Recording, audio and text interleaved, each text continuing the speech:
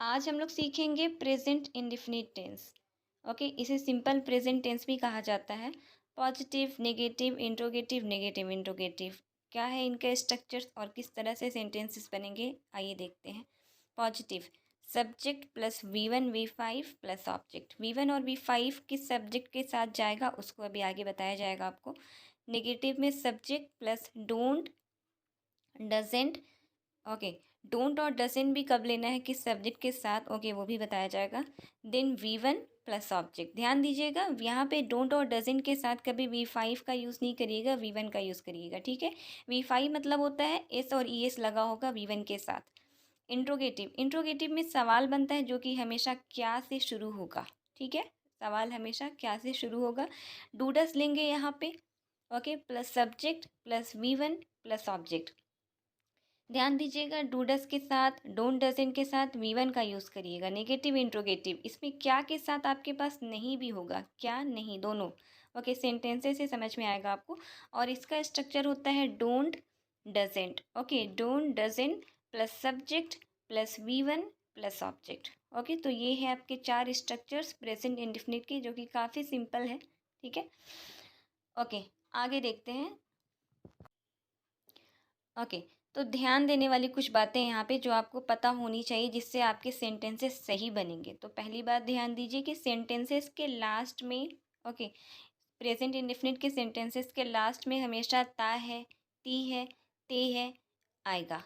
Okay, ये आएगा ही आएगा, आएगा ही आएगा, ये आपको सुनाई देगा सेंटेंसेस के लास्ट में। ओके, ये सिंपल प्रेजेंट टेंस या प्रेजेंट इंडेफिनिट के लास्ट में ता है, ते है, ती है आएगा।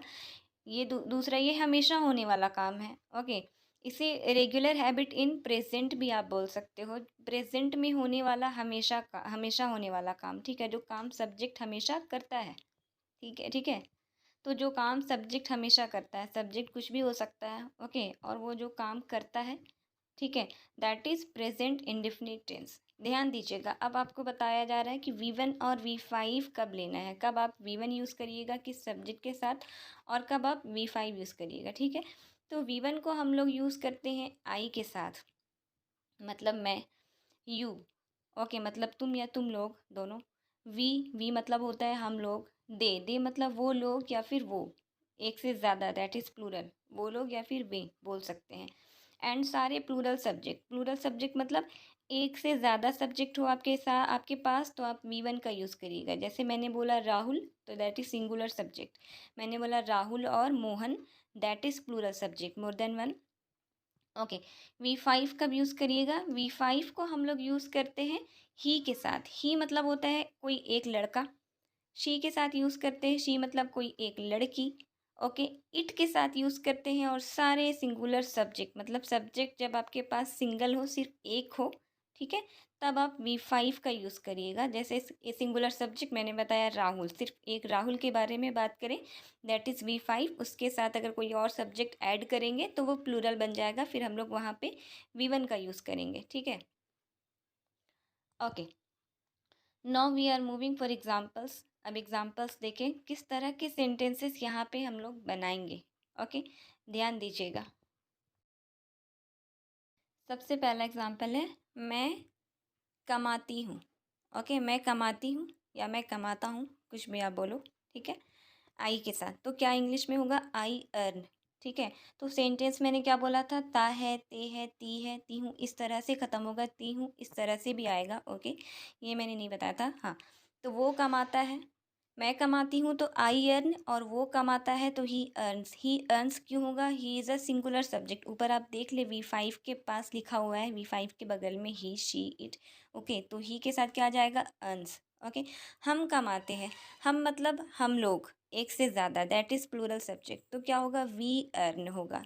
ओके, तो आपको यही ध्यान देना है कब V5 यूज़ करिएगा, कब V1 यूज़ करिएगा, काफ़ी सिंपल है। Okay, Raman, Raman is a singular subject, we are talking about a boy, ठीक है। तो रमन कमाता है तो क्या होगा, क्या होना चाहिए, क्या बताया था मैंने आपको, Raman is a singular subject, तो कभी नहीं बोलिएगा Raman earn. Okay, that will be wrong. Raman earns, okay, Raman earns, it means Raman कमाता है। ओके, तो अब यहाँ पे ध्यान दीजिए नेगेटिव सेंटेंसेस के लिए, ठीक है। जहाँ जहाँ पे भी आपने V1 लिया है जिस सब्जेक्ट के साथ पॉजिटिव में, नेगेटिव में, उस सब्जेक्ट के साथ आप डोंट का यूज़ करिएगा, काफ़ी सिंपल है।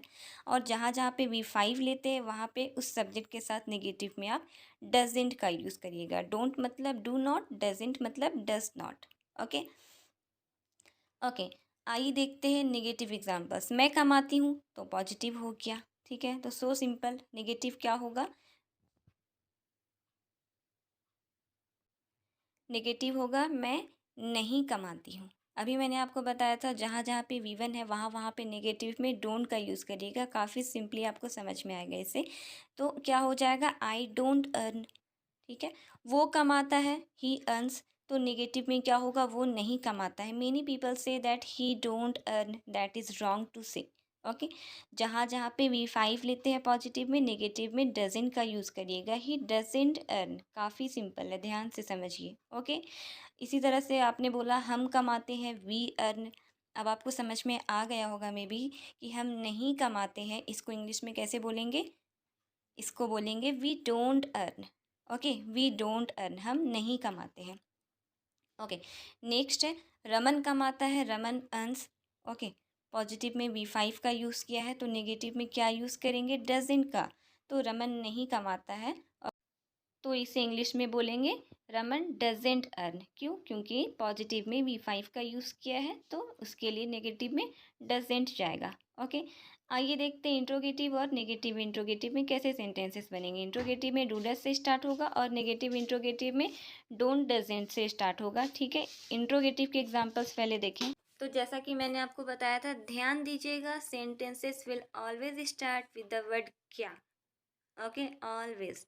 सो अगर आपने किसी से पूछा क्या तुम पढ़ते हो, ता ते ती तो रहेगा ही रहेगा in your all sentences. Okay, in English you will be speaking do you read, ठीक है।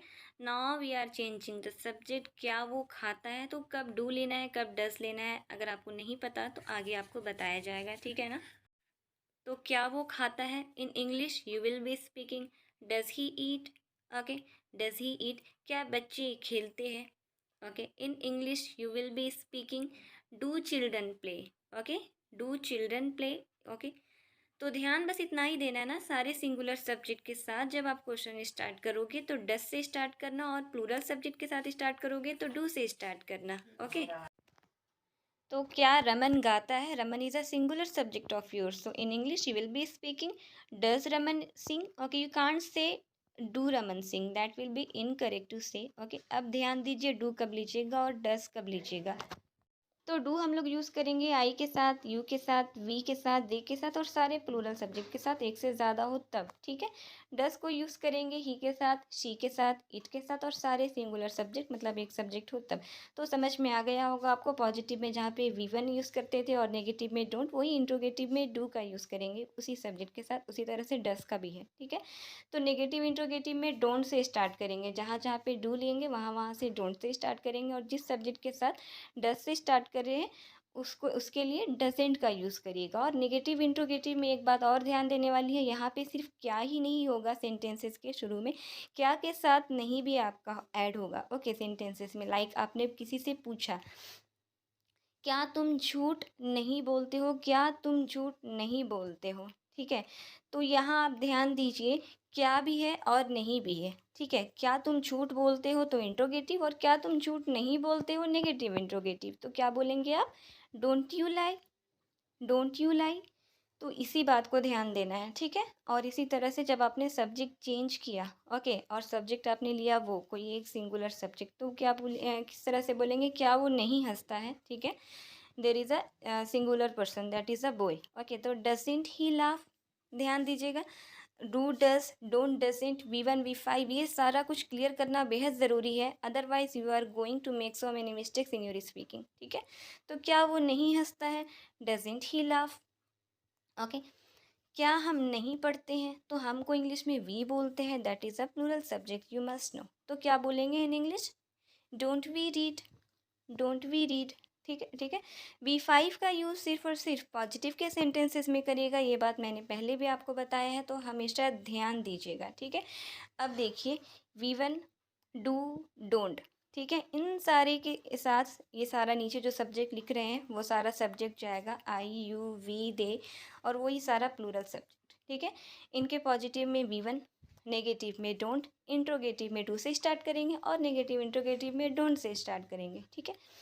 V5 डज और डजन का, ही के साथ, शी के साथ, इट के साथ और सारे सिंगुलर सब्जेक्ट, मतलब इनके पॉजिटिव में V5 लेंगे, इनके नेगेटिव में डजंट लेंगे, इंट्रोगेटिव में डज लेंगे और नेगेटिव इंट्रोगेटिव में डजंट लेंगे। Okay, I hope this video is helpful for you.